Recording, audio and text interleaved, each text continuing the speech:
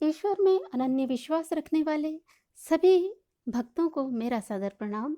Spiritual and inner peace में आप सभी का स्वागत है। आज भाद्रपद मास के कृष्ण पक्ष की एकादशी की तिथि है, जिसे हम अजा एकादशी के नाम से भी जानते हैं। आज मैं आपके लिए इसी एकादशी की कथा लेकर आई हूँ। तो आइए इस कथा को आरंभ करने से पूर्व हम श्री हरि नारायण, माता महालक्ष्मी और माता एकादशी को प्रणाम करते हैं, उनका वंदन करते हैं और इस कथा को आरंभ करते हैं।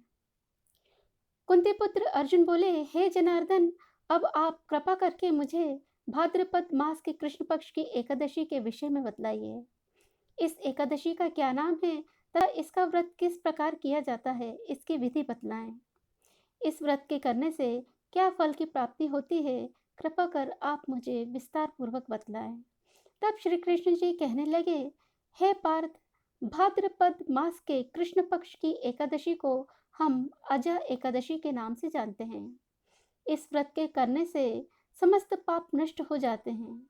जो मनुष्य इस दिन भक्ति पूर्वक भगवान की पूजा करते हैं तथा व्रत करते हैं, उनके समस्त पाप नष्ट हो जाते हैं। इस लोक में और परलोक में सहायता करने वाली इस एकादशी व्रत के समान विश्व में अन्य कोई और व्रत नहीं है। आप ध्यान पूर्वक इसकी कथा सुने। प्राचीन काल में अयोध्या नगरी में एक चक्रवर्ती राजा राज्य किया करते थे, जिनका नाम राजा हरिश्चंद्र था। वे अत्यंत ही वीर थे, प्रतापी और सत्यवादी राजा थे।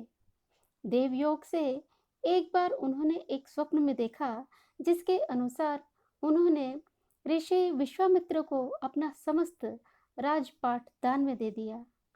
दूसरे दिन प्रातःकाल राजा ने अपने दरबार में महर्षि विश्वामित्र को पाकर अपना समस्त राजपाट उन्हें दान दे दिया और स्वयं अपनी पत्नी और पुत्र के सहित उस राज्य को त्याग कर आगे चल दिए। परंतु परिस्थितिवश उन्हें पत्नी और पुत्र को भी बेचना पड़ा और स्वयं चंडाल के यहाँ काम करने लगे, क्योंकि उन्हें कर के रूप में महर्षि विश्वामित्र को 1000 स्वर्ण मुद्राएं देनी थी। परंतु उन्होंने इस विपत्ति के समय भी सत्य का साथ नहीं छोड़ा। परंतु जब कई वर्ष बीत गए, तब उन्हें अपने इस नीच कर्म पे अत्यंत ही ग्लानि हुई और दुख हुआ। वे इसी चिंता में बैठे रहा करते कि मैं क्या करूं, किस प्रकार इस नीच कर्म से मुक्ति पाऊं। सौभाग्य से एक समय इसी चिंता में जब राजा बैठे हुए थे, तब महर्षि गौतम वहां आ पहुंचे और राजा ने उन्हें प्रणाम किया और अपनी सारी व्यथा उन्हें कह सुनाई। राजा की कथा को सुनकर, उनके मन की व्यथा को सुनकर महर्षि गौतम अत्यंत ही दुखी हुए और करुणावश उनसे कहने लगे कि हे राजन, भादों के माह में कृष्ण पक्ष की जो एकादशी आती है, उसका नाम अजा है।